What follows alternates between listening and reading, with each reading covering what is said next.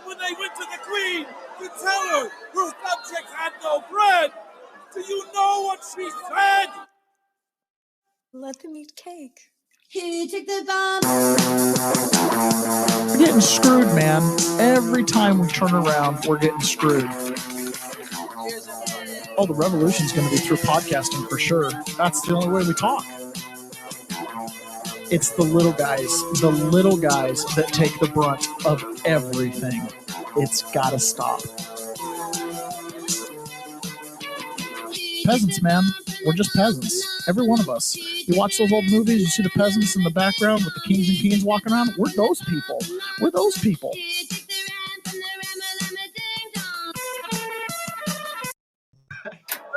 And when they went... What's going on? Do I have sound? Jeez. I tell you what, let me see. I've got some little controllers here. Man, that sounds horrible, doesn't it? Good gravy. I can't ever get anything right here. Definitely not AI. Give me just a second. Let me see if I can help this thing out. I feel like I can hear the whole room. What is going on? All right. There. Doesn't that help? That's a lot better. Oh, let's see. Serving you royal level conversations on a peasant's budget. John Atakis. Yes, that is very true. And Porta Ange Hunter said, just saying, because someone has to shovel through the nonsense from the top. That's us, the peasants, shoveling through the fun stuff. Speaking of AI this morning, sorry guys, this is going to be like the greatest show ever. We broke all of our records yesterday. It was absolutely awesome. Thank you everyone for watching as you did. Okay, so speaking of not being AI, apparently there's this new trend, which I think a lot of people kind of already realized, but we didn't know the scale of it. And that is that Amazon is selling AI books. So fake AI copies of Leland Vitter's book, who I actually don't even know who that is, sold on Amazon. So what this is saying here is the popularity of Leland Vitter's best-selling book, Born Lucky, apparently has some looking to cash in on the success.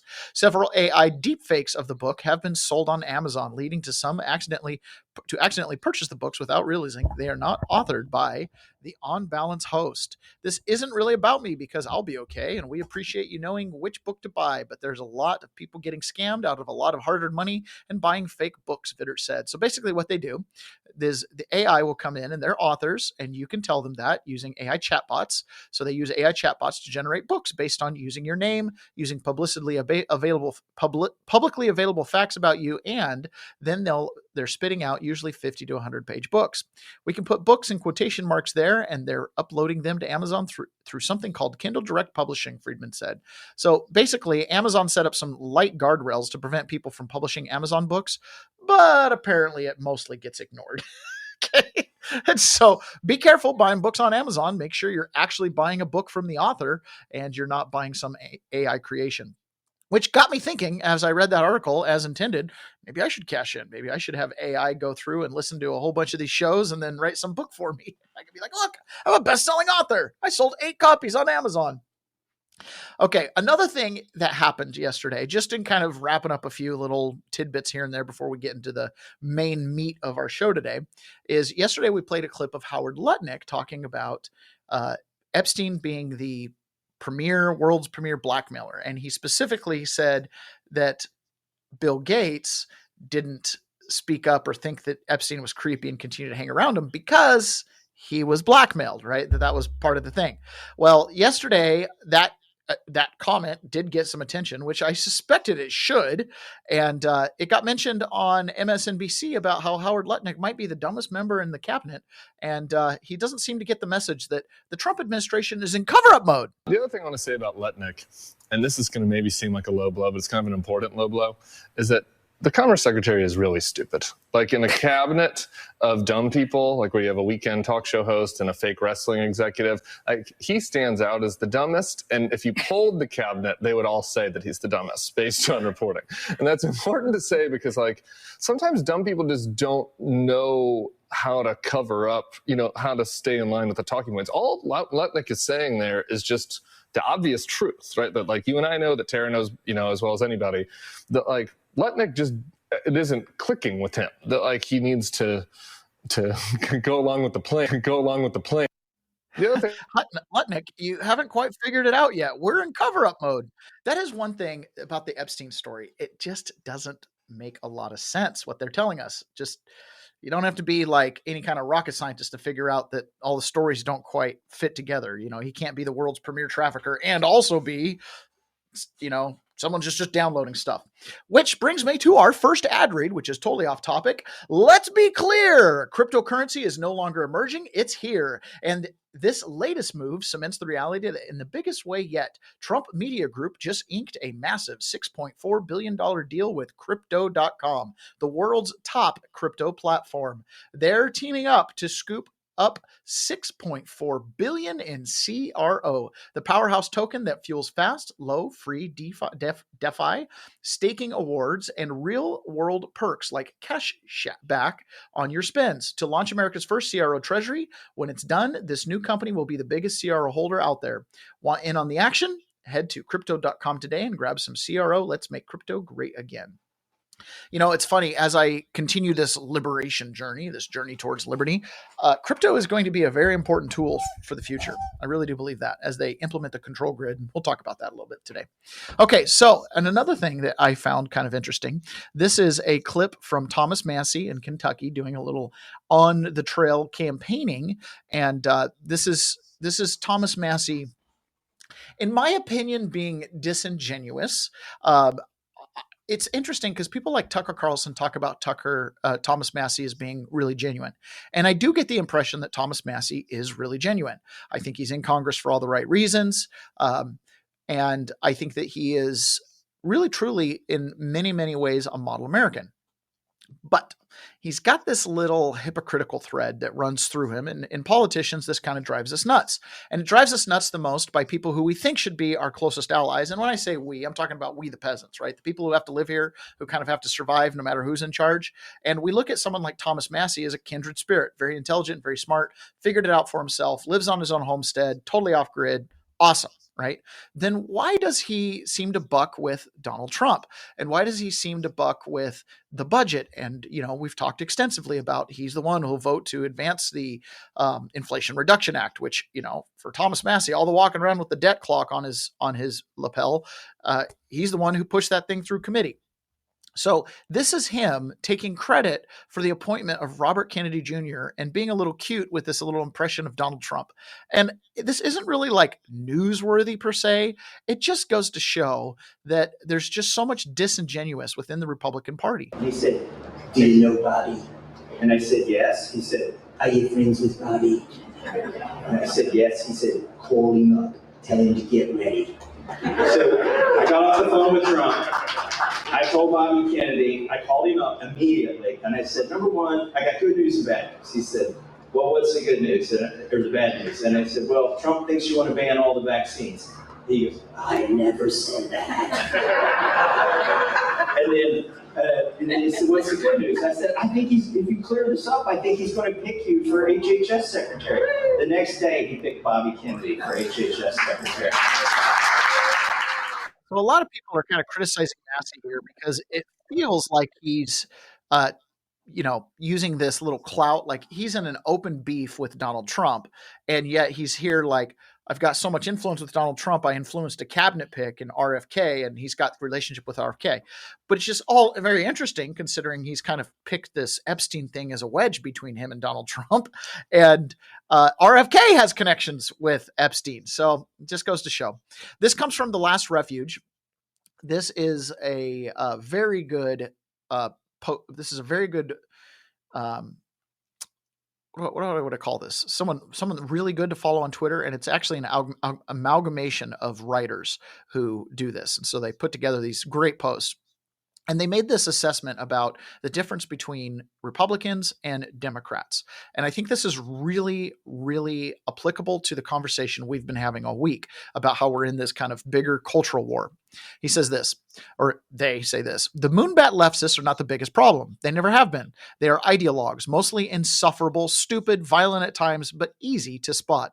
Remember, Democrats' quest for power, Republicans' quest for money. Always underline this. because it's really important. The moonbat leftists seek power, seek to control your life, and they are open in their insufferably stupid arguments to get there. When they start to lose, they turn violent. This is their history. That said, they are not the most dangerous. The Republican right are the more dangerous because their priority is money. As a result, their approaches, goals, objectives, and arguments can be purchased. Republicans have no interests, goals, or objectives, nor allegiances that supersede their primary objective, getting money, growing their wealth. Democrats will come to you with a knife, a gun, or a baseball bat. You can see them. The Republican guy standing beside you, however, is willing to take payments to shoot you in the ear when you don't see it coming. This is why it seems like Democrats stick together and Republicans split. Democrats are chasing a common goal, a collective goal, power. Republicans are chasing a common goal, but an individual goal, money, their wealth. Donors contribute to the Democrat agenda because their interests to benefit from power. It benefits their interest. Donors contribute to the Democrat agenda because their interest to benefit from power. It's in their interest to benefit from power. Republicans modify their agenda to benefit donors because their goal is money. Democrats stay on task, power. Republicans are flexible, money.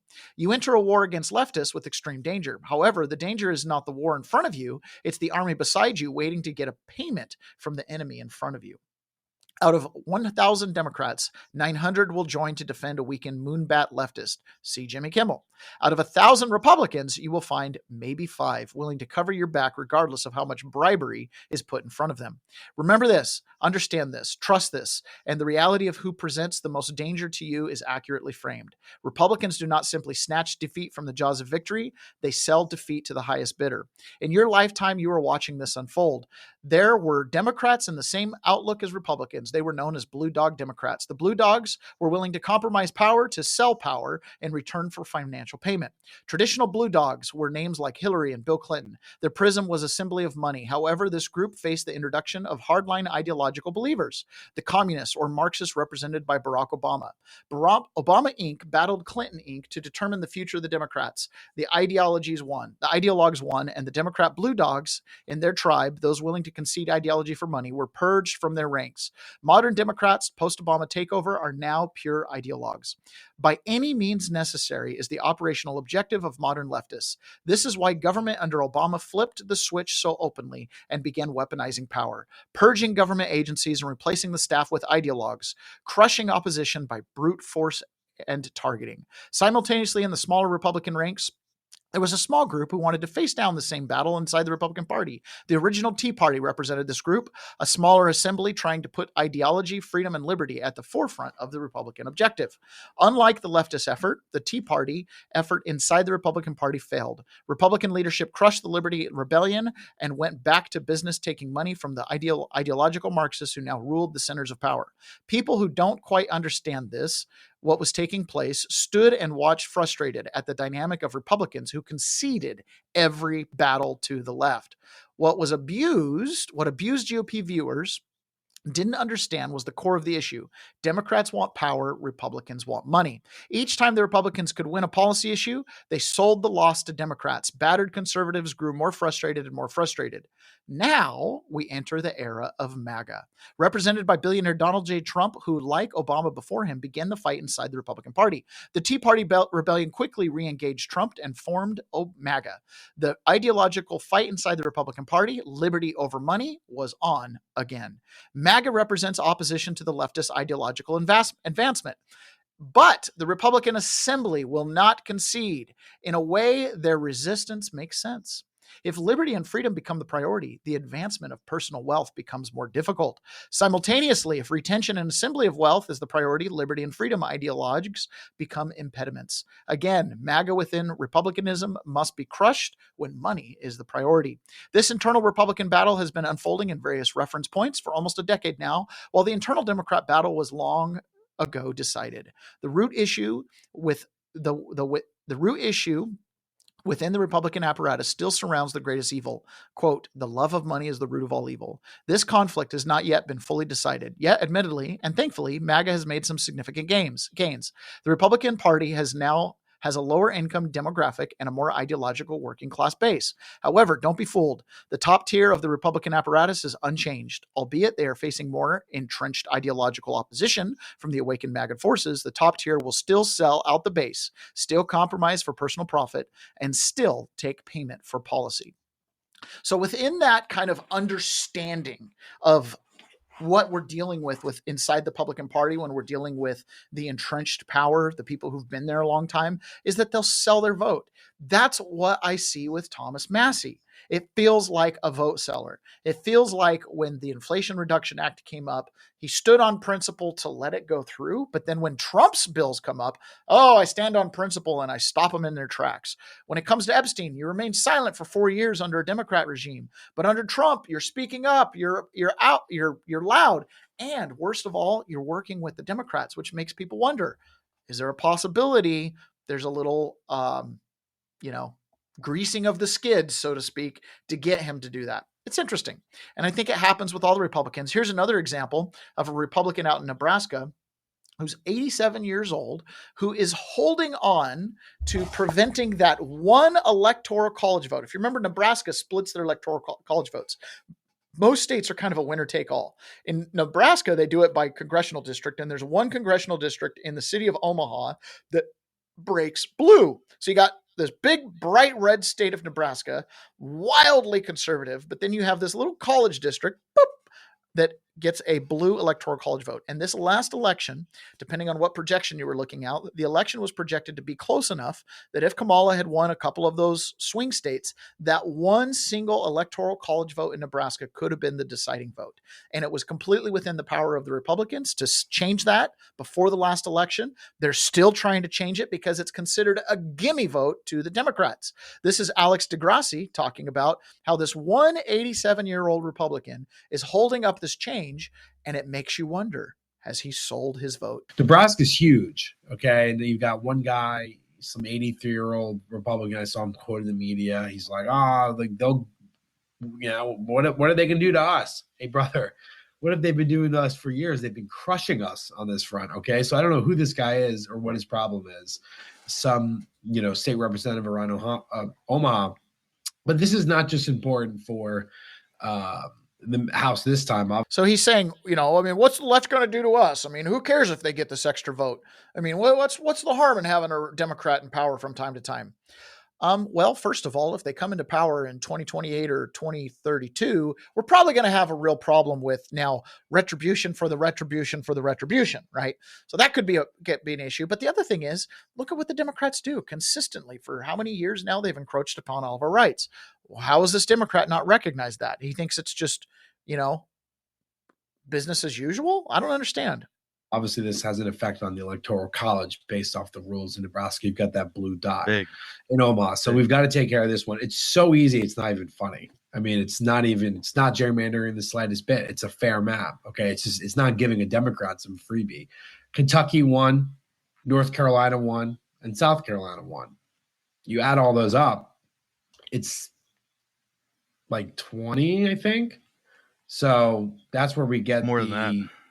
That's where we get the 15, right? So that's huge. I mean, this is 20. It's 20. Right? I think it's gross. A gross number of 21.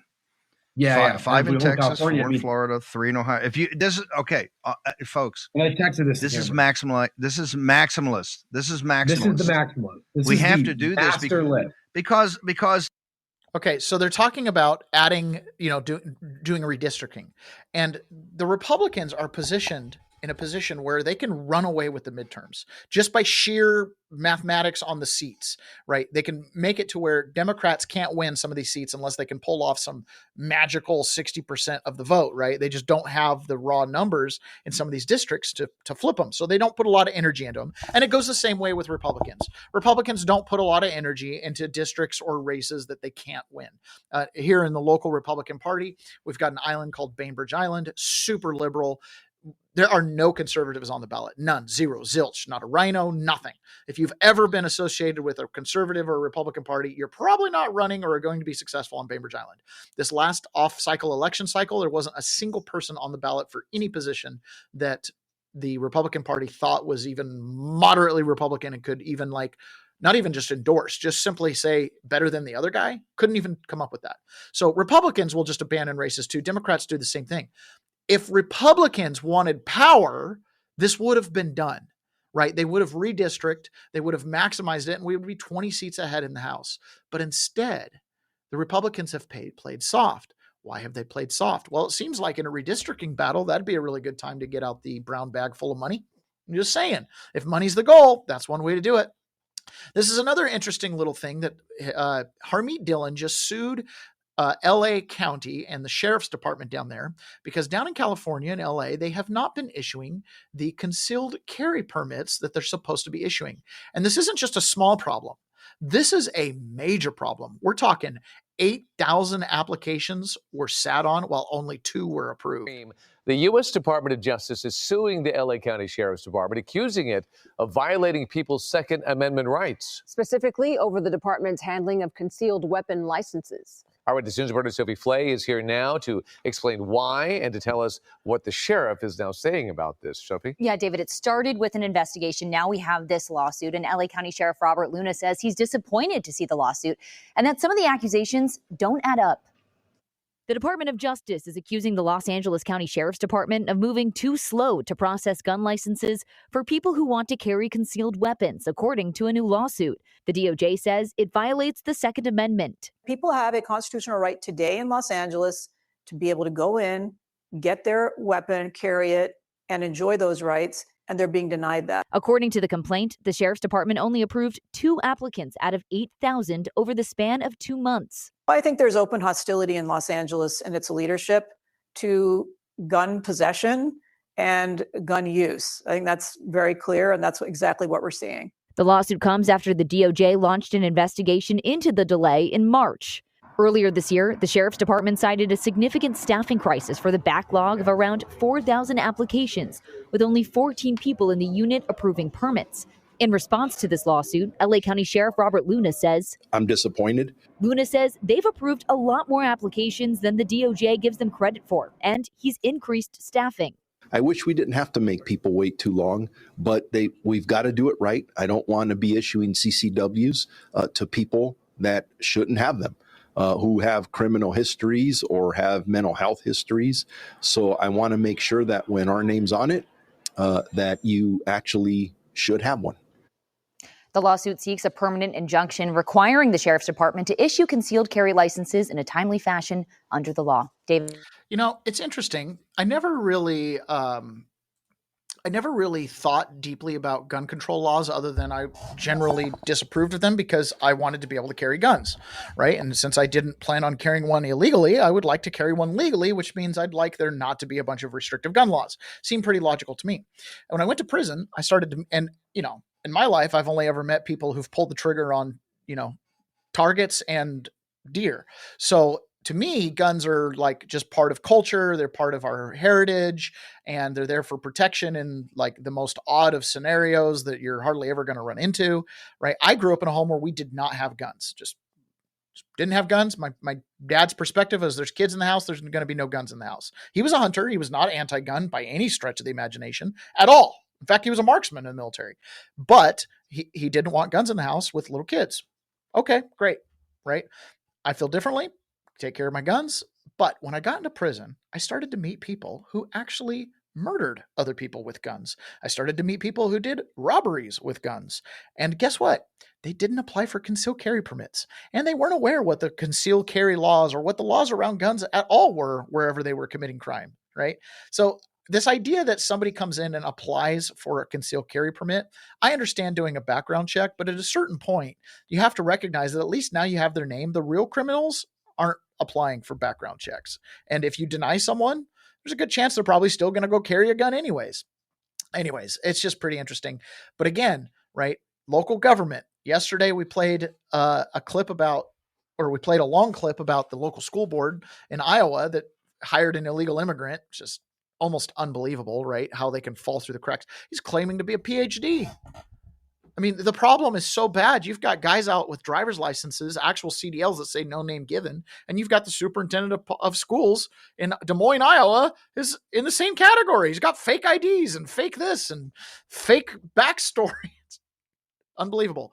Like the corruption, and that word is sometimes hard because, we might have family, friends, or people that we like that work at these local counties, but the logic of these counties has become corrupt, right? The fact that you can even have 8,000 applications and only approve 2, that's not a staffing problem. That's an ideology problem. So anyways, this is Energy Secretary talking about some cuts he's made at the Department of Energy. This goes right along with Lee Zeldin over at the EPA. These two guys are in a slash and burn operation between Department of Energy, the Environmental Protection Agency, and the Department of Education.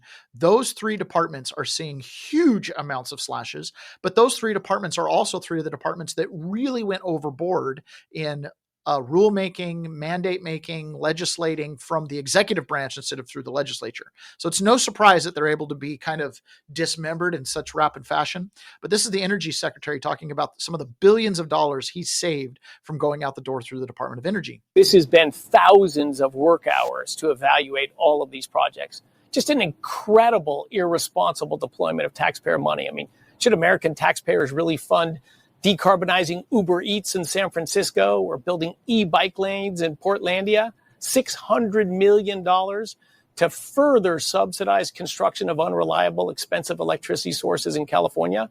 California can do what it wants, but the 49 other states' taxpayers shouldn't be subsidizing that. This has been thousands of work. California can do what it wants with its own tax revenue. Okay.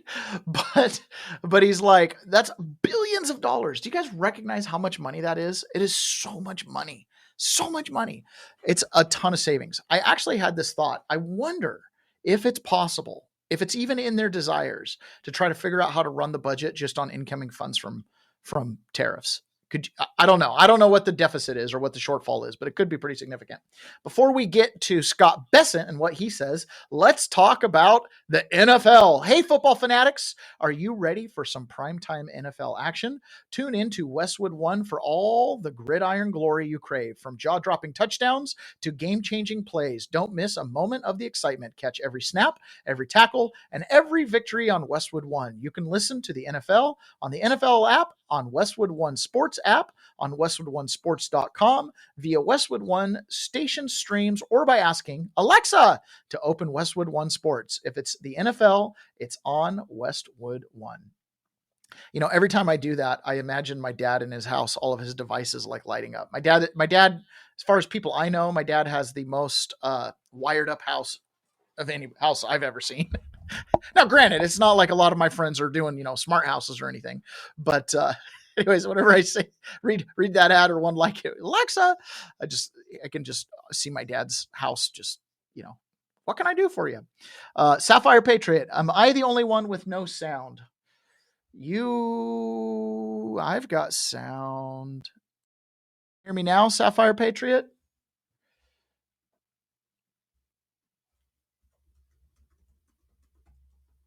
Can you hear me now? I've got sound on my end. No one else is complaining. PB Brown Scouts, welcome. Howdy, howdy. Shantini, howdy. Carlitz, howdy. Miss saying hello to you guys. Frazier woke up thinking, finally, a podcast for those of us who can't charge tax to anyone else. Shantini says she hears me just fine. Sapphire Patriot can't hear me. I don't know why that would be. Sapphire Patriot, I would suggest jumping over to Rumble. That's what I would suggest. I have no idea why YouTube can't hear me. We're good everywhere else, Sapphire Patriot. We're good on Rumble, and I'm getting everyone else says we're fine. So, okay, let's jump into Scott Bessent here. We are going to now start talking about the shutdown and kind of all of the ramifications. I don't know how long this shutdown is going to happen. There's a part of me thinks that the messaging has been so bad on the Democrats' end, and most Americans that care about this shutdown are barking at the Democrats. They're not barking at the Republicans, at least not that I'm seeing. Okay. And so there's a part of me that thinks this is only going to last like another day or two, and that we're not going to get a ton of cuts. So we'll see. I mean, we can only hope that this shutdown lasts indefinitely, but it probably won't. All right. So this is Scott Bessent, and he's talking about Trump's, well, we'll listen to it. Trump's method of doing all this. Joe, what they are asking for, they're asking for $1.5 trillion increase in spending.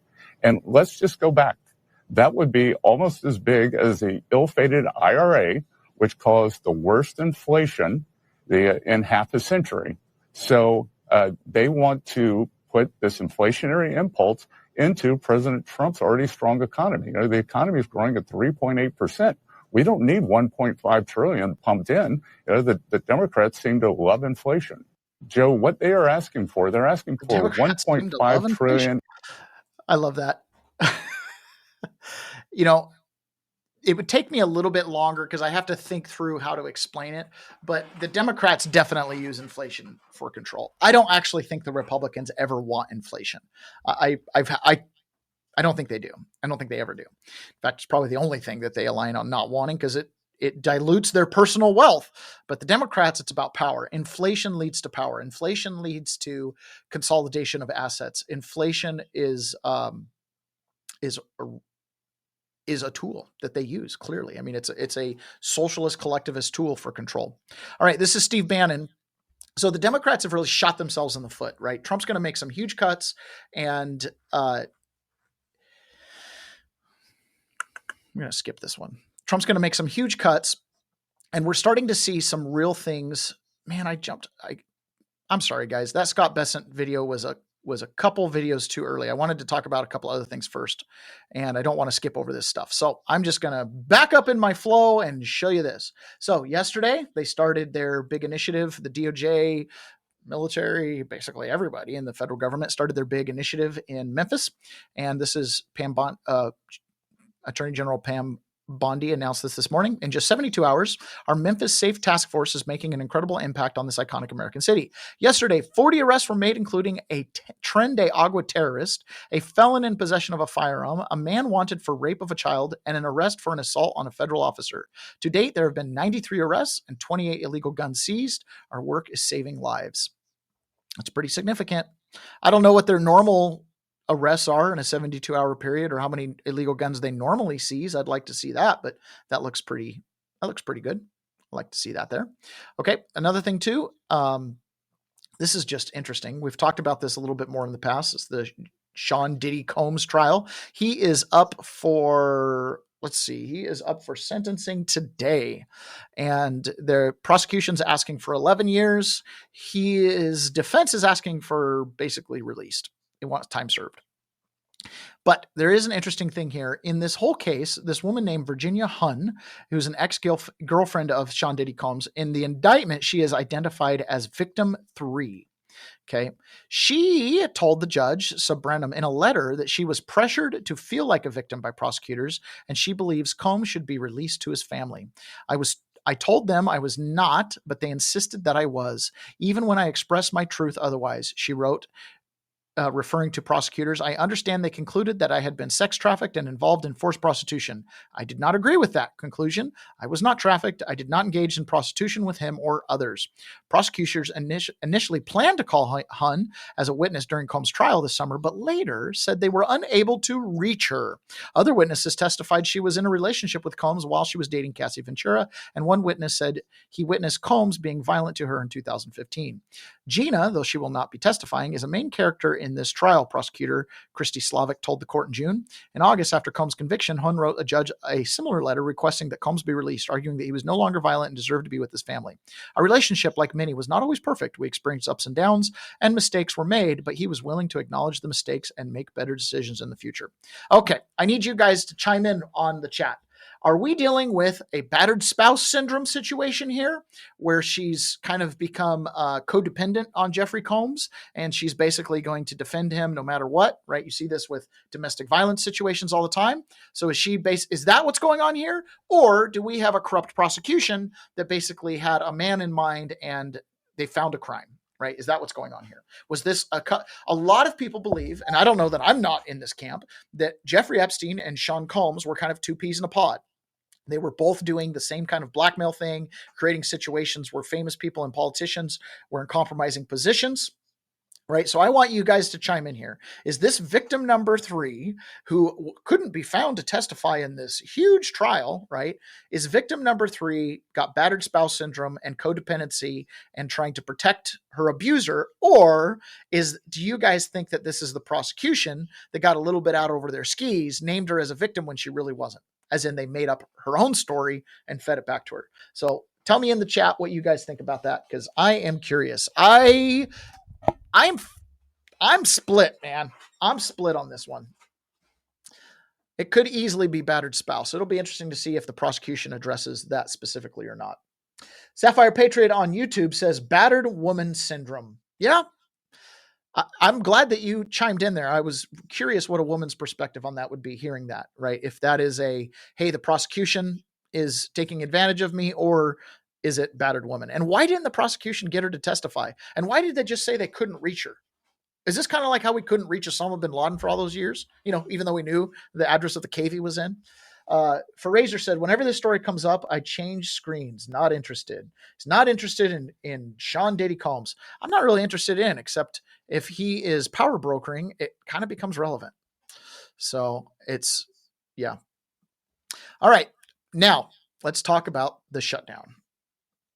Carlite says they're all actors. Not sure I trust any of the narratives. They could all things could be true. She could be telling the truth that she wasn't trafficked, and she could be a battered spouse, having battered spouse syndrome. It could be both. Okay. So this is MSNBC, and they're talking about Russ Vogt, the shutdown, and the cuts. They are coming to the realization, the Democrat zeitgeist is coming to the realization they may have shot themselves in the foot with this particular shutdown. I think a lot of times Democrats perceive they come out on the winning end of the shutdown, put a little pain to their constituents, blame it on the Republicans, right? That kind of thing. But this time, yes, their constituents are going to feel pain, but unfortunately, they didn't really set it up where they can really blame the Republicans. So, McKay, first of all, fascinating article. And it made me think about how you talk about kind of Russ Vogt as, I'd say, the opposite of Elon Musk. He was brought in to head Doge, but he was kind of improvisational, to say the least. But when you talk about Russ Vogt, he was always there, right? Quietly, strategically, planning a way. So my question to Michael's point is, what are you watching for next as the two men, the president and Russ Vogt, are meeting? Yeah, the big question that he's going to have to answer in this meeting with President Trump, and that all of us should be paying very close attention to, is where is he recommending furloughs, which is the traditional thing that happens during a shutdown, versus where is Vogt recommending reduction in force, which is essentially permanently firing these people, right? Because this is a really important thing that voters and viewers need to understand. This shutdown could be very different from all the shutdowns that we've lived through over the last several years. I think we've become kind of inured to this idea that we have a dysfunctional government, shutdowns happen, it's disruptive, but then they come back.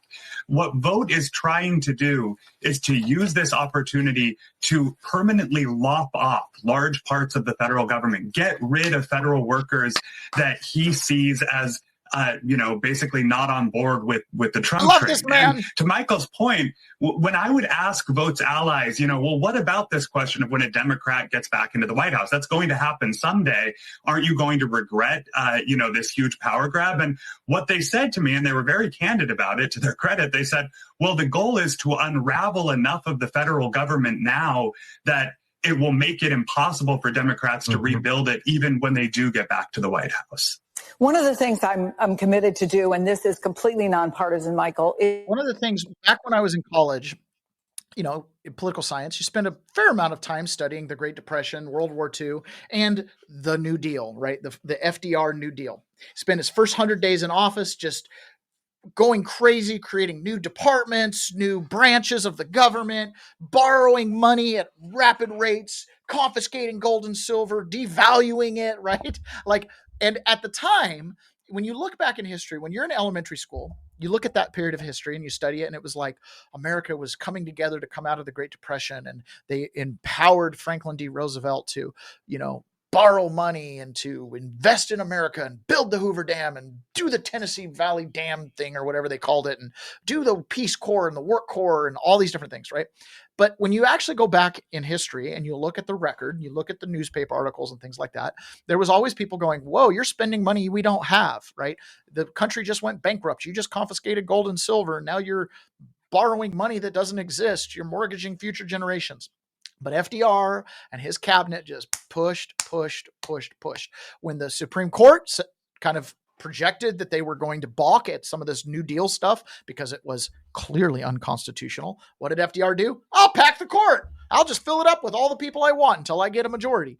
And then they struck a deal. And if you know history, right, a Republican Supreme Court justice essentially struck a deal to keep the Supreme Court at 9 justices in order to allow some of the New Deal stuff to continue on.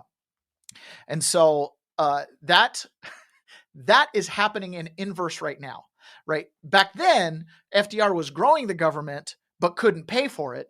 And now we have all the mechanisms to pay for it, unlimited debt spending, but Donald Trump is trying to slash the government. It's kind of the opposite.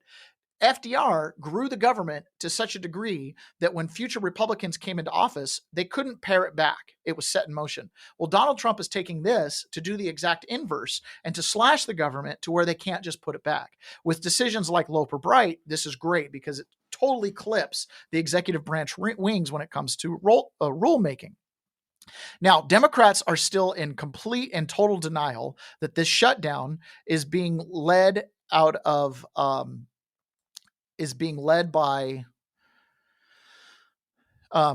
they're in total denial that this shutdown is being led in an effort to not give illegal immigrants or people we perceive as illegal immigrants benefits. And they're saying things like, but things like SNAP and WIC, you're not going to have money for it. The government shutdown could mean a federal program that provides food assistance to low-income mothers and children could run out of money in days. Sources tell CNN White House Budget Chief Russ Vogt warned House Republicans yesterday it could happen by next week.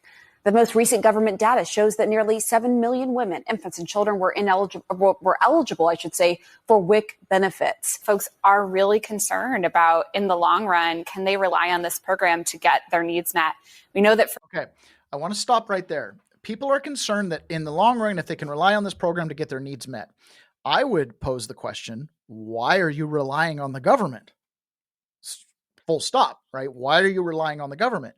So let's listen to the rest of this. Remember, Democrats want power, Republicans want money. Republicans take money from the lobbyists like farmers and stuff because WIC means there's always a place for the farmer to sell his cheese, his milk, his grain, his corn, okay? So they take the money. On the Democrat side, they create dependency because these programs, right, are what are feeding your kid and they want you to rely on them and to be dependent on them. Most people who are on WIC do not watch the news or pay attention to what's happening. Okay. So next week, when their WIC doesn't work and they can't buy their milk and eggs for their kids, they're going to get a little bit upset. They've created a dependency cycle, which then creates that feedback loop of politician, I need you, right? Let me give you some power so you can help me, because they become dependent. For babies, WIC provides 100% of their nutritional needs, 100%? whether that's supporting their mom with lactation consulting if they're breastfeeding, or providing potentially medical specialty infant formula. So that could be a real. So basically what they're saying here is the shutdown is going to come to a real head when normal people who are on WIC can't get those benefits.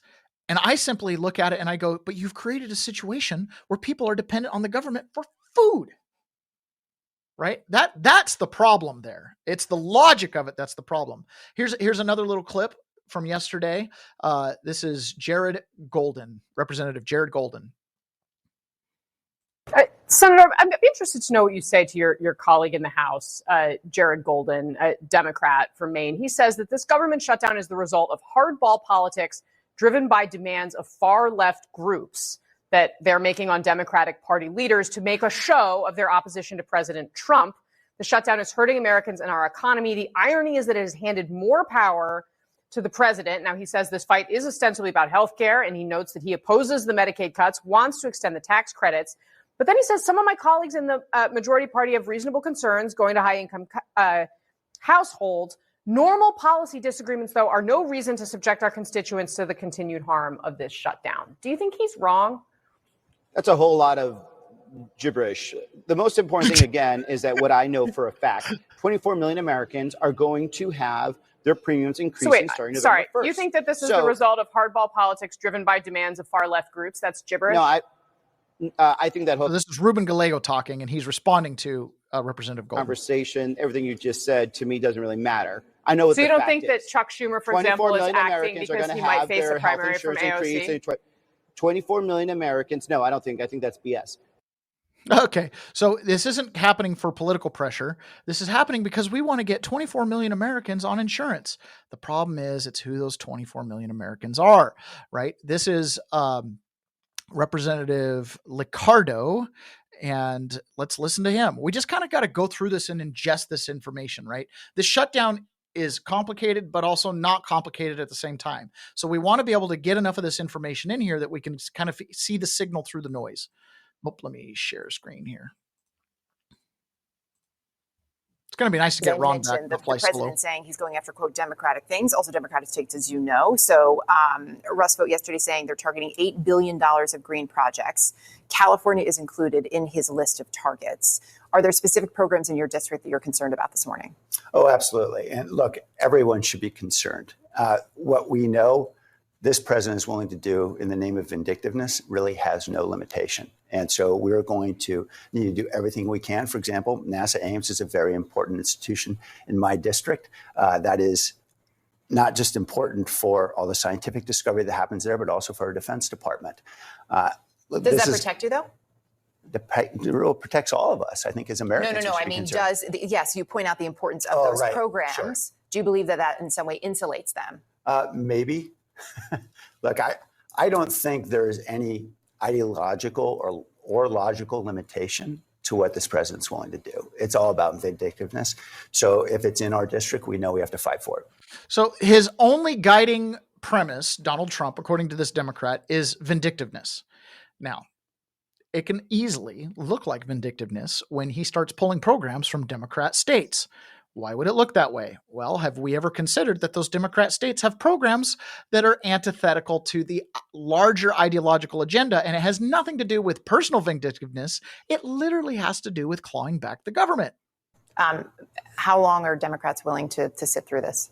As long as it takes to ensure that when the government reopens, it's a government that actually serves Americans and reduces the cost of living rather than what we know is going to happen if this proposal passes, which is we're going to see 22 million Americans pay twice as much for their health insurance. I think it's so fascinating how they say things like get things affordable by stimulating, by giving you money, which then we have to pay interest on. It's like anybody who's ever lived through their 20s and done the credit card thing where, you know, you get a credit card, you're like, I don't have any money. You spend $500 and then you earn $500. You pay off the credit card. Now you don't have any money, but you didn't quite pay the credit card all the way off because you got some interest that was stacked up for a couple months. And now you're paying, you know what I mean? Interest on interest.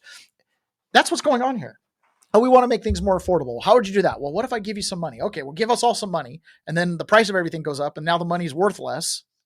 So give us some more money. Okay, now we pay interest on that money. So someone's got to pay interest. Someone's got to pay the money. Even though my underwriting premise is money's not real, at the end of the day, the interest payments are, right? You've got to pay those interest payments. And what you're getting for that is a real concern, right? This is Shaheen, Representative Shaheen, and she's being asked by, I think is by Jones on Fox News. He's asking, are Democrats trying to get illegal immigrants health insurance, right? Is that what the crux of this is? And she answers no, but he goes all the way back and says, your entire party is for this. Why all of a sudden are you guys trying to split the nuance? Oh, you're going to want me to share this thing. The health insurance marketplace. I'm so glad you said that. I haven't heard anybody in my party saying that illegal immigrants should get access to the health insurance marketplace. I'm so glad. Okay. Nobody in my party has said that illegal immigrants should get access to the health insurance marketplace. Glad you said that. Actually, I have some tape of your Democratic Party members saying this on the debate stage. So they've all said it. Let's play the clip. A lot of you have been talking tonight about these government health care plans that you've proposed in one form or another. This is a show of hands question, and hold them up for a moment so people can see. Raise your hand if your government plan would provide coverage for undocumented immigrants. Look at that. Senator, that's literally every member of your party, from moderate to more progressive, that have said that in the past. I haven't heard anybody in my party saying. I haven't heard anybody in my party saying it yet. There it is, right there. All of them, every single person who ran for president, every one of the thought leaders in your party. My health plan includes covering illegal immigrants. I remember watching that happen and being like, did they really just do that? Like, I understand that you would want that, but that doesn't seem like that's something that you would, it's almost so brazen. That was mainstream media asking that question. Don't ask that question. We don't want to know the answer. Oh, your plan includes giving health care to illegal aliens? Okay, well, who pays for that health care? Oh, all of you that work. Oh, awesome. Awesome. So before we move any further along and talk more about the shutdown, we're going to hear a hilarious one from Elizabeth Warren. You've probably noticed Rumble is growing fast and it's not slowing down. They're building a real alternative to big tech that puts creators first and actually protects free speech. And now there's Rumble Premium, an easy way to upgrade your experience. With Premium, you get ad-free viewing across the platform, no pre-rolls, no interruptions, just the content you came for. Plus, Premium members unlock exclusive content like bonus videos, behind-the-scene drops, and more from your favorite creators. Right now, Rumble is offering $10 off an annual subscription. Just go to rumble.com/premium and use the promo code STUDIO at checkout. That's rumble.com premium, promo code STUDIO. No ads, more freedom, and content you actually care about. That's the deal. I do recommend you get Rumble Premium because then you can join us in the private at the end of the show when we move over to the private, which today we're going to be talking about some J6 stuff over there. So, all right, Rumble Premium, check that out. It's funny. My wife listens on her own personal account. We have a Rumble Premium account, right? Peasants. But she listens from her own personal account, and she was laughing the other day because she's like, when you go to private, I get so mad because like I don't have private on this one account. I'm like, well, just get it. Just get Rumble Premium. Okay, so here we go. This is Elizabeth Warren going totally insane when she's asked about Democrats supporting healthcare for illegal immigrants. Now, you've got to understand, these guys are walking this little nuance where they're like, well, who's illegal, who's legal? If they've got one of those visas like those Haitians and those Venezuelans, they had their visas, revoked. Is that illegal or legal? She's totally flustered over this whole thing. Republicans say what you're really fighting for is taxpayer dollars for, as they put it, illegal aliens. I know that's not strictly true, but there is a provision. Excuse me, not strictly true. It's not true directly, but out lie. It is a flat out lie. The way that they frame it. There is nothing in Medicaid, there is nothing in Medicare that permits one undocumented immigrant to get $1 of assistance. Senator, if you let me finish the question. Of course, Senator, I'm sorry. Sorry, in the Democratic counteroffer, the proposal for funding, there is a restoration of Medicaid benefits for certain non-citizens that it had been taken away in the big, beautiful bill, as Republicans put it. Republicans don't think those people should be getting health care on the taxpayer dime. I'm not asking on the merits. Politically, putting that in there. This is CBS, and there is not one dime going. Actually, there is. Specifically on the memorandum you guys wrote, you wanted to cover illegals. Exposes you to this talking point, this lie, as you put it. Why put it in there? Why is it worth it? No, what's happened is that what we're saying is that whenever hospitals give care, what is going to be the level of reimbursement? And the Republicans said it's going to be a low level. The Democrats said we just want to go back to the level it was before because you're going to bankrupt hospitals. You're going to put rural hospitals out of business. The Republicans and the Democrats plan, nothing changes the number of undocumented immigrants who still get care if they show up bleeding and unconscious at an emergency room. There is absolutely zero difference. The difference is whether or not hospitals, who under laws that date back to Ronald Reagan, may provide emergency care to anyone who's unconscious, will actually get reimbursed at a very low level that will put the hospital ultimately out of business potentially, or at a higher level. The Republicans there is no change in the number of undocumented immigrants who get any help under what the Democrats want. Look, Senator, what we're looking for is help for people who are going to get pushed out of nursing homes, Senator, help for people who are at home and relying on home health aids. That's Senator, what this. You know what? I had a video teed up that I got rid of. I got rid of it because I felt like it was a little long and it wasn't quite going to fit. And it would have been perfect. And what it was talking about was how, okay, so this is about reimbursements, right? So the Democrats, they want to open up the money so that anybody who goes to the hospitals can be fully reimbursed. So this is how the illegals get benefits. They go to the hospital gets paid as if they're, normal. The big beautiful bill makes it so they can't get any money, and then it lowers the reimbursement amount for certain categories of people. They want to jump all that back up because it's about money for them, right? And power to create dependency. If people have to pay for their own services, they're not dependent on the government for the money to pay for the services and to receive the services, right? So that's what that's all about. And he totally called it on the carpet. The Democrats straight up put in writing that they wanted to return to giving illegal immigrants coverage. And they just can't get around it. When you see her face, or here you've got Chris Coons, these guys are absolutely flabbergasted at the messaging on this. They can't get around it. Illegally, who got looped in under temporary protection status, who do receive those benefits. And we're going to get into that a little bit deeper in the next. Yes, there are. These guys are just there are people who have temporary protection status, which makes them, quote, legal. And that's why they're falling under this legal protection, because it was expanded during COVID. And that's, I understand that there's two sides to this argument, but those are the people. You can only benefit from the Affordable Care Act, Medicare and Medicaid if you have legal status in this country. Which was broadly expanded. We are not fighting for health care for people who are here illegally. Which was broadly expanded. That's the problem. We are fighting for health care for Americans. All right. I understand and appreciate your point on that. We're going to hear John Cornyn's point on that in moments. So, Senator. Okay. So the big issue here, the Democrats have set up the situation where everybody's legal. Right? Oh, you can't give money to illegals? Okay, well, then let's make them all legal.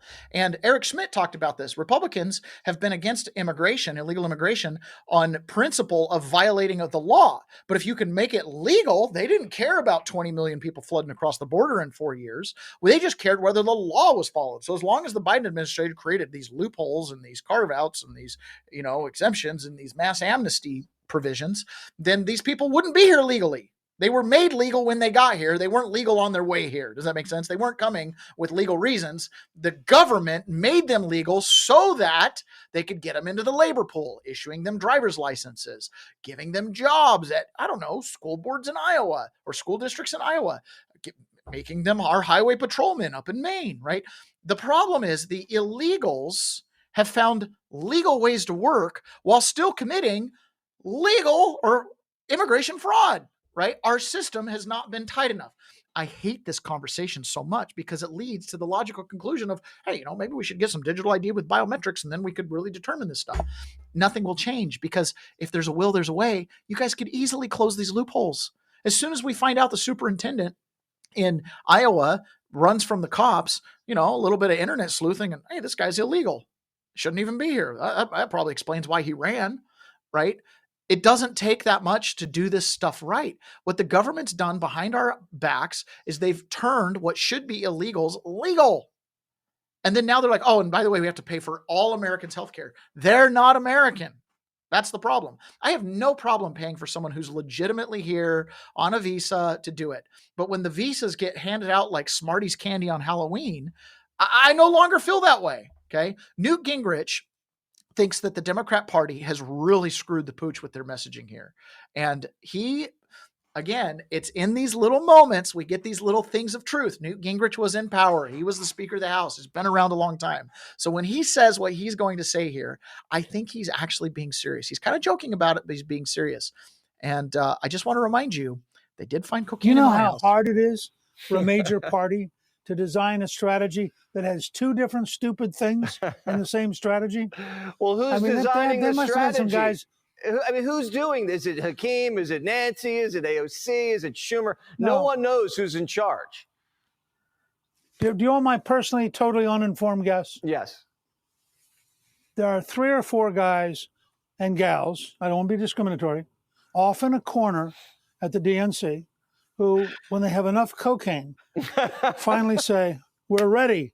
Now let's do something brilliant. And they come up with stuff like that. You show me a better explanation. Do you know how? Newt Gingrich's explanation for the Democrats' political position right now is a couple of them are snorting cocaine in the corner. And when they get it just right, they can come up with a messaging that has 2 bad ideas in it. That's pretty funny. And that's why I put that out there. There is a real possibility that Democrats are just snorting cocaine. And they don't know what they're doing. They don't remember the fact that at their presidential primary, everybody raised their hand and said they wanted to give illegals health insurance. And so when we turn around now and they're like, oh, we're not giving illegals health insurance. Well, that's inconsistent with what you said. See what I'm saying? Even the Democrat base could be looking at them going, I thought we wanted illegals to have health insurance. Could you imagine as a Democrat voter, a blue dog, right?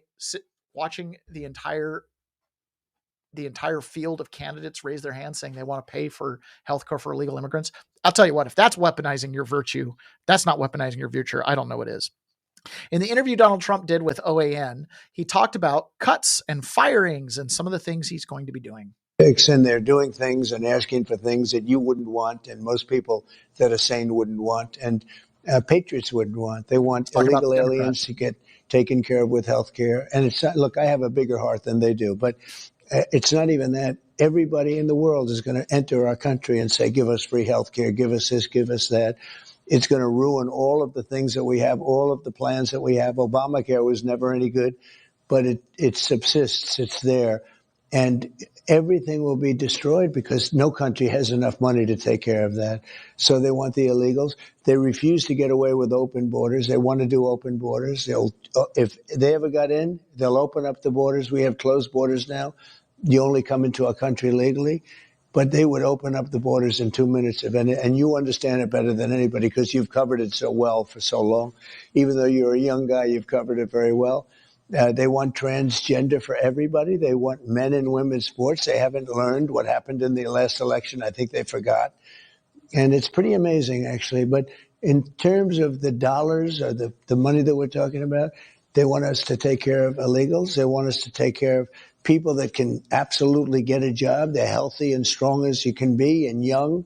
And this is not what this was all about. So if the Democrats want power, one of the best ways to get power is create a whole class of dependent people, which they've done.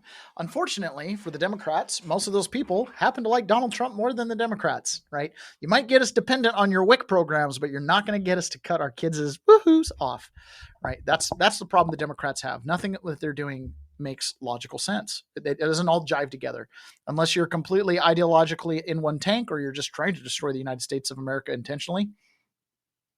Nothing makes sense. Carlite says, I wonder if they have fentanyl test strips for their Coke. Ha ha ha. I imagine they probably don't because they probably have like a straight source coming out of Venezuela or Colombia or something like that. I imagine they got the good stuff. Never tried it, but I imagine they got the good stuff. Carolyn Levitt says the Dems need to vote for a clean CR. And she says they are starting. They started yesterday. Donald Trump met with Russ Vogt. He put out a really funny meme, basically like Russ Vogt being the Grim Reaper. Okay, so as a music video. I can't really play it on here. We don't want to listen to 3 minutes of music video, but it was really kind of a cute little thing. So Donald Trump met with Russ Vogt. They're starting to go through and decide what kind of cuts they need to make. And this is what Carolyn Levitt told us yesterday. Got to share the screen. Federal government right now because fix this problem. And look, we have $0 coming into the federal government right now because the Democrats shut it down. So what Russ Vogt is working diligently on is examining how we can fix this mess to ensure that critical funding continues, that we can get people paid. But the Democrats are making that very difficult. And that's why the president put out a statement this morning saying that we're going to start looking across the board at layoffs and at agencies that we feel do not best serve the American taxpayer that may need to be halted or permanently cut. So on that, I wanted to ask you about that because he mentioned Russ Vogt in that. I think that came out about 8 o'clock this morning about cutting certain programs that they deem are not necessary. Is that real or is that a negotiating tactic? Oh, it's very real. And the Democrats should know that they put the White House and the president in this position. And if they don't want further harm on their constituents back home, then they need to reopen the government. It's very simple. Pass the clean continuing resolution, and all of this goes away. We would not be having these discussions here at the White House today if not for the Democrats voting to shut the government down. This is an unfortunate consequence, and the president and Russ Vogt will be meeting on that later too. So Donald Trump, when he put out his little tweet on this, he thought maybe MAGA or the liberals and Chuck Schumer might actually want some MAGA. They might actually want to make America great again, because otherwise, why else would they do this? Because Trump was very open about the fact that if you shut down the government, we're going to slash it. Like, we might not even try to reopen it. Okay. Anti-Socialist League says the Democrat Party is a dumpster fire. We need an endless supply of popcorn these days. The jokes write themselves with these clown shoes. Yes, it does. Pray the Rosary Daily. Happy Friday. TGIF.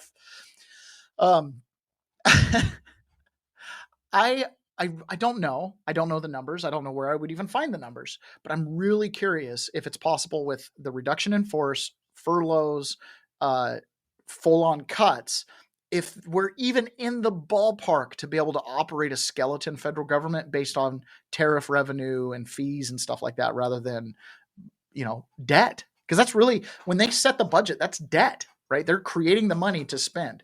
And then we get tax receipts back and kind of lower the cost, but we never pay for it ever, right? So I'm really curious if they can figure out a way to basically get the government to operate at zero, right? Just operate with what they've got coming in. I don't know. I don't even know if it's like in the realm of possible by trillions. Who knows? Elon Musk said he could come in and cut 2 trillion and ended up cutting 100 billion. Big difference between those numbers. Representative Gold. Oh man. Chris Murphy, Senator Chris Murphy, kind of tease off against JD Vance. They have a little bit of a counter. There's a little clip they play from JD Vance, and then Chris Murphy is just, again, going irate. Anti-Socialist League, yes, we do need popcorn to watch guys like him and Elizabeth Warren just lying through their teeth. I mean, listen, we're not dumb. The American people aren't dumb. They know exactly what happened here. Literally within hours of the government shutting down, the White House announced that they were suspending major projects for one city in America, the one city that happens to be represented by the Democratic leader in the House and the Democratic leader in the Senate. What they did is likely illegal. The White House doesn't have the ability to just decide to spend money in Republican states and not spend money in Democratic states. But it tells you what the problem is here. Our democracy is crumbling. We don't have a democracy when the president of the United States gets to decide and pick and choose where federal money is spent and where it isn't spent based upon whether the people that represent those states are nice to him or not. That's not a democracy. And so that's what we're fighting about. We're fighting about health care for American citizens, but we're also fighting about trying to preserve basic democratic norms that guarantee that all Americans are protected, not just Americans who live in states where their representatives are part of Donald Trump's cult. Okay, so between the DOE and some of the other cuts that Donald Trump proposed, right, New York would take the initial hit. Of course, Schumer and Hakeem Jeffries are both from New York, so that's what Senator Murphy is referring to there. He's, you came straight after New York. I would look at it and I'd say just the opposite. I'd say New York's just top of the list. Could have been California too. You guys are probably both really big spenders. Okay. And you guys both have a bunch of blue projects that we just voted against, frankly, right? No more Green Deal stuff, no more energy stuff, no more, grants for climate change studies, this, that, or the other. It's all got to go. I already played this clip of Senator Warren. Why did it come back up in my thing? Okay, this is Scott Bessent, and he is saying here that Donald Trump is unstoppable. I am very much concerned and not sure what 2028 looks like, right? If I get my little crystal ball out and I shake it and I look in it. On one hand, we heard yesterday from Patrick Byrne that the Democrats, these big law firms, Perkins Coie, Wilbur Hale or whatever, have basically put out a hit on anybody who works with Donald Trump. You work with Donald Trump, we come back into power, we've got indictments written up on you, and we're going to come for treason. And Patrick Byrne says they don't care about the law. It doesn't have to look good. They don't care if it really meets parole evidence standards. They're flim-flam with the law, just like they were with J6. They knew I didn't obstruct Congress. I showed up half an hour late. Congress was obstructed. They were already at home, right? I had nothing to do with obstruction of Congress. Doesn't matter. They can sell it. They got it. Same thing with the Jeffrey Combs thing. Like, I don't know. Did he traffic or not? I don't know. We can sell it, right? I don't trust him. I don't trust him at all. And so I don't know if the Democrats think they can still hold on to the elections. I don't know if the Democrats who want power have paid off key Republicans to make sure the Dominion voting machines and the Smartmatic voting machines and the mail-in ballot regime stays into 2028. I don't know. I don't know how much traction Harmeet Dillon's going to get with cleaning up voter rolls. I don't know if the census is going to get done between now and then and do redistricting. I don't know if the different states are going to do their redistricting. There is a lot to unknown as to what it looks like in 2028. We could really truly go from a 20-seat Republican majority, no problem at all, total collapse of the Democrat Party, to we could see Hakeem Jeffries being Speaker of the House, and we could see articles of impeachment by December of 2028. Right? Or I guess it would be like February of 2029, because the House swears in on January 1st. But point is, I could see it swing both directions. So when we're listening to Scott Bessent here, he says that in Trump's first couple months, he's been unstoppable. I really am curious from the inside perspective if they've been able to get done everything they need to get done. And the stuff that we see as resistance is just a few points, right? We used to talk about how Donald Trump was fighting on 10 battlefronts. Right now, he's fighting on 30 battlefronts. I mean, that is one of the things that week after week, day after day, Trump is hitting big things. Everything Trump's done, the Democrats have to rebut, they have to reject, they have to counterpoint, they have to counter narrative. And Trump's doing so many things, from Department of Energy cuts, EPA cuts, Treasury stuff. We still don't have an IRS commissioner. We still, he's messing up their entertainment at the Kennedy Center and the Smithsonian in DC. He's coming at them on every single front. And like we played in that clip earlier, their hope is that if the Democrats ever do come back to power, they'll have slashed the federal government to the point to where it can't be rebuilt. So let's see what Scott Bessent says. He thinks Donald Trump's been doing amazing and has been totally unstoppable. We'll see if he can continue to be unstoppable. But getting back to Joe's kind of premise on this, are these furloughs or job layoffs in the federal government, are those going to come anyway? Because that's what the Democrats have suggested, that the Trump administration is going to push forward with layoffs and with furloughs anyway, whether they do this or not. Is that true? Again, it's a talking point. Senator Schumer, Representative Jeffries, they're weak, they're discombobulated, they don't represent the American people, and they're making up excuses. So we'll see. I think that this is an opportunity. And they're using this opportunity. President Trump, in the first 9 months now, has been unstoppable. They've tried to stop him in the courts. They've tried to stop him in the press. And now they're trying to stop him with this shutdown. But getting back to... Do you think that they just got to the point where all they could do was a shutdown? Opposition at all costs doesn't even matter anymore what we're opposing? That's very possible.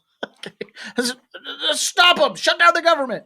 Okay, well, I'll slash government more. No, we can't win. When you listen to Bessent and listen to some of these guys, you would think that the Democrats are a collapsed party and they don't have a shot at anything. Then why are Republicans afraid of being hung in 2028? Why are Republican attorneys working in the different districts not doing their job? I mean, you've got the full support of the president right now to go after these, quote, criminals, right? What's going on? I don't know. I don't know. When the last refuge post there, excuse me, the real enemy isn't the one out in front that you're fighting, the ones with baseball bats and guns and stuff and bad ideas. The real enemy is the guy standing in your side who will shoot you in the ear when the guys with the bats pay him off. And that's what I think we're seeing here. We're seeing Republicans who don't know either, but they'll take the payoff and they'll obstruct and they'll slow things down. And we, the peasants, have to live here. We just have to suffer through it. Okay, guys, let me just look through my stuff coming up here. I want to make sure. Oh, man, we got to hit this. Okay, I got to organize this real quick on my back end so I can do this right. Okay, so we have... Sorry, guys. I got to get this all in order. Otherwise, it's going to be kind of a mess here.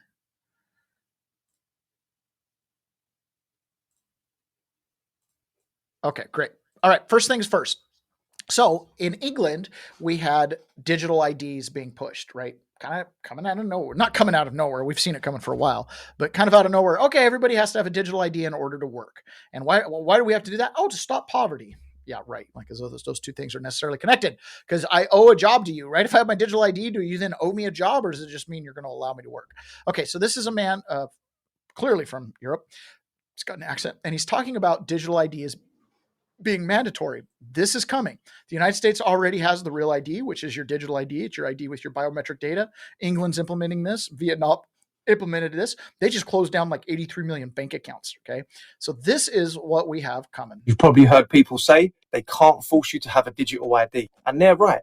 Technically, Section 74 of the UK's Data Protection and Digital Information Bill actually says nothing in this act gives any power to require an individual to establish a digital identity. Sounds reassuring, right? No one can force you. But here's the catch. That's actually the same thing we have here in the United States. In 2012, the Supreme Court made a landmark ruling that said the United States federal government has the power to control commerce and to regulate that commerce in the public interest, but does not have the power to force commercial inactivity, which in law, you can kind of read the inverse, which means they cannot force commercial activity. So they can't actually force you to get a real ID or digital ID, but they can sure make life miserable if you don't have one.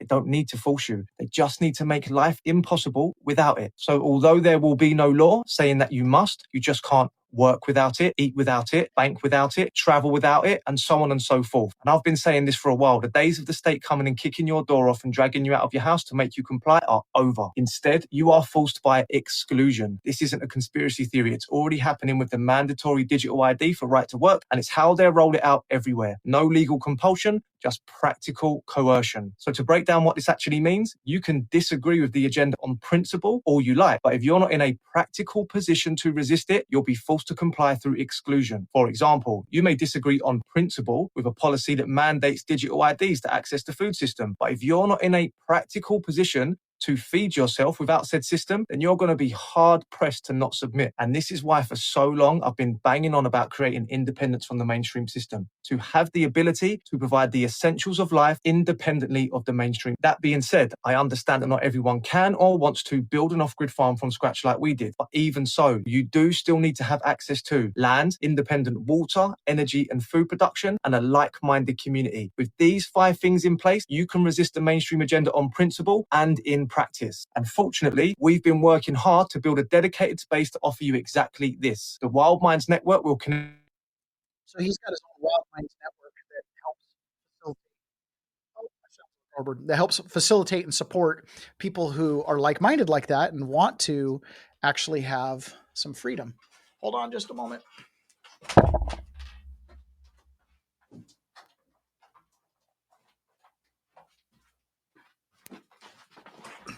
That was urgent. My battery was about to die on my computer. Apparently, I had it plugged in up here, but not down there. I was like, oh, battery's about to die. Okay. So, along with the digital ID, right, they can coerce you by making you get the digital ID in order to do things like, buy groceries.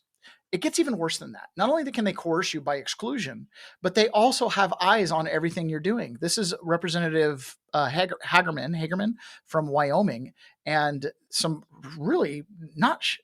Here's the problem. It's not shocking anymore. It should be shocking. We should be blown out. This should be like the news story of the day. But instead, we're like, okay, yeah, that makes sense. Anti-Socialist League says, I've lost count of all the criminal referrals that have been sent to the DOJ, and we have seen little to no action. Spineless jellyfish. I know, right? You realize I was indicted on January 7th, 2021. Okay, like it took them no time to get the indictment, but yet we've got these criminals rolling around. We can't get indictments ever. Even with criminal referrals from the legislature. Required digital ID sounds like COVID vaccines all over again, but worse. Oh, yeah, it's way worse because it ties into this. What we have learned is that the IRS, in fact, has been using AI to access bank accounts of American citizens without any kind of a search warrant or even without any specific claim that they have committed a crime. So this was something that was discovered by an undercover journalist, and what they found is that the IRS has claimed that they have access to every single person's bank account This person also indicated that they've been working with the Department of Justice and that they have absolutely no problem whatsoever going after the little guy to make sure that they are paying their taxes. This is such a blatant violation of the Fourth Amendment that Jim Jordan and I sent a letter to the IRS demanding that they provide additional information about what they are doing with AI and what they are doing to protect the civil rights of American citizens. What we have learned is... Congress shall pass no law infringing on the privacy of Americans. All right, well, we don't have to pass a law, but we will just infringe on the privacy. Like, we don't have to authorize ourselves to do it. We can just do it because we can. This goes back to what RFK was saying 2 days ago, right? Any tool we give them, they're going to do it. If they have the ability to look into your bank account, and then the only thing that keeps them from doing it is the box that they check that says, I got a warrant.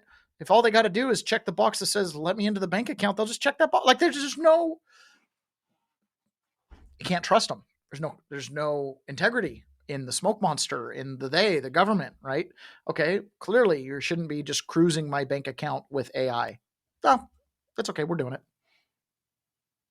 Go get your digital ID so we can make sure to connect your bank account to your online browsing activity and that concert you went to and when you went under the toll bridge, and make sure when you walk into Walmart, the AI there can pick you up, and then we can figure out what you're browsing for in the store, and, make sure you get that digital ID and make sure you put it on your phone so your phone knows that you are who you are, so that we can ping you with your phone. And, when you go to church and you associate with a whole bunch of, Catholic fundamentalists that want to do Latin mass, we can make sure to add you to the surveillance grid. Do we ever get a respite? The only way you can fix this is change it yourself. You have to be the change you want to see in the world. That means don't get the digital IDs and figure out a way to live without it. Just figure it out. When I got debanked, I figured out how to live my life without a bank account. You can do it. It can happen. You can make it happen. All right. This is Fox News, changing topics almost completely.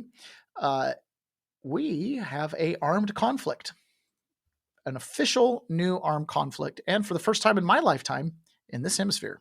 Breaking moments ago, the Trump administration says it is now engaged in, quote, armed conflict with drug cartels. That's according to a memo to Congress that was obtained by Fox News. Our Peter Ducey has got more on the breaking news live from the White House. Peter, I assume this is in response to the criticisms that have been leveled at the president for taking out those drug boats. Yes, and John, those criticisms come from Democratic lawmakers who say they are concerned that these cartel members, cartel drug boat captains, are not getting due process before a bomb drops on their head. President Trump and his team do not seem moved one bit by that, and so they drafted this memo making this official to Congress. Part of it says, based upon the cumulative effects of these hostile acts against the citizens and interests of the United States and friendly foreign nations, the president is determined that the United States is in a non-international armed conflict with these designated terrorist organizations. The president directed the Department of War to conduct operations against them pursuant to the law of armed conflict. And the president just talked about this week. If you try to poison our people, we will blow you out of existence, because that's the only language they really understand. That's why you don't see any more boats on the ocean. You don't see any boats. Around Venezuela, there's nothing. And it's not just Venezuela. The president's team is putting out the word that cartels throughout the Caribbean are now on notice. We in the UN Security Council just took action yesterday on the gangs that have taken over Haiti, right off Florida. Yeah, so we're in active armed conflict now with Venezuela.